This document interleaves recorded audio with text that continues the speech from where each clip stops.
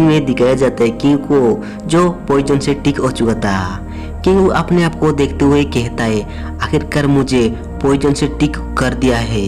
और निश्चित रूप से हैरानी की बात है कि टीचर भले ही पावरफुल है लेकिन मुझे ठीक नहीं कर सकता और मैं 1 महीने बाद जाने वाला हूँ। किंगू कहता है तुम ये मेरे लिए ये सब क्यों कर रहे हो? अरे हीरो कहता है इसके पीछे 3 कारण है। तुम अपनी भलाई के लिए गौरव को बनाए रखते हो और पिछली रात में बाहर सोया था तब तुम परेशान थे इसलिए कंबल लेकर आए और ढककर चले गए। हमारे हीरो कहता है केवल उसके लिए बेहतर बनूंगा जिसके लिए तुम्हें अच्छा लगे, आखिर तुम मेरी वाइफ हो।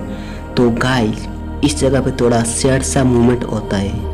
अगले सीन में एल्डर वू को दिखाया जाता है जो कब्र के पास आया होता है और कहता है सेक्ट को पुनर्जीवित करने का अवसर आया है, ऐसे कह रहा था और कहता है और मिस्टर जियो यहाँ पर एक आदमी को भेज रहा है।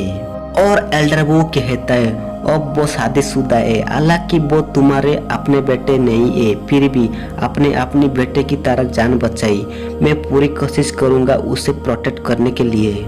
और हम लोगों को दिखाया जाता है यूलोंग को जो एल्डर वू के पास आया होता है। यूलोंग एल्डर वू को ग्रीट करते हुए कहता है क्या मैंने आपको परेशान किया?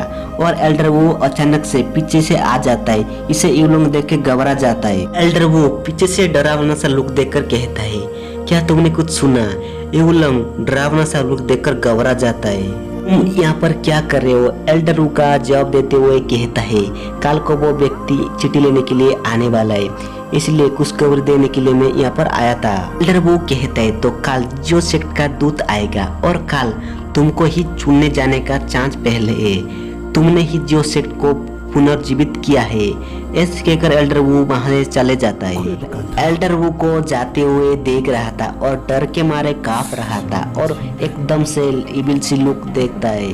अगली सुबह का सीन दिखाया जाता है, बहुत सारे बंदे को काम करते हुए दिखाया जाता है और एक बूढ़ा को दिखाया जाता है जो सबको काम करवा रहा था। और वो बुढ़ा 3 लड़कियों को कहता है जितनी भी बदसूरत है उसे छुपा दो, यदि तुम लोग ऐसा नहीं करते हो तो जियो सेक्ट का दूत नहीं छोड़ेगा।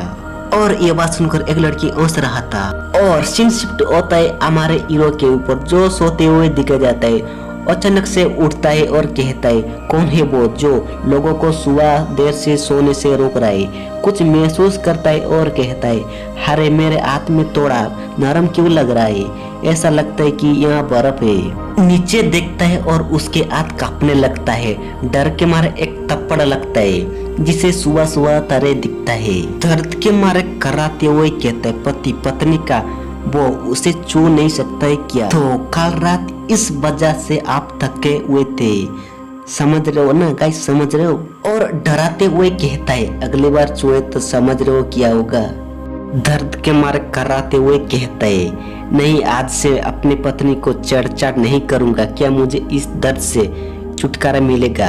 और किंगू हमारे हीरो का दर्द को ठीक कर देता है, अपने गाल को छूता है। उसे ऐसे करते हुए देखकर किंगू एक बच्चों की तरह सोचने लगता है हमारे हीरो को। किंगू कहता है इस बार जियो सेक्ट का द्वारा भेजा गया व्यक्ति क्वांग्यू ए जो एक अच्छा व्यक्ति नहीं है, इसलिए तुम सावधानी से रहना चाहिए। उठते हुए कहता है ठीक है मैं ध्यान रखूंगा। और मन में सोचते हुए कहता है मेरी वाइफ किंगू मेरी फिक्र करता है। बाहर बहुत सारे लोगों को खड़े हुए दिखाया जाता है, उसमें से एक बंदा कहता है 5 घंटे हो गए मगर नहीं आया है, बहुत गुस्से में होता है। और एक बंदा कहता है वो अपने आप को राजा समझ रहा है। और हम लोगों को दिखाया जाता है एक बंदा को जो दौड़ते हुए आता है और कहता है मास्टर वो आ रहा है। और वो मास्टर कहता है सब लोग अच्छा से रहे। तो गाइस हमारा एपिसोड 10 यहाँ पर खत्म हो जाता है। तो जिन लोगों ने हमारे चैनल को सब्सक्राइब नहीं किया वो सब्सक्राइब करना और लाइक एंड शेयर करना मत भूलिए।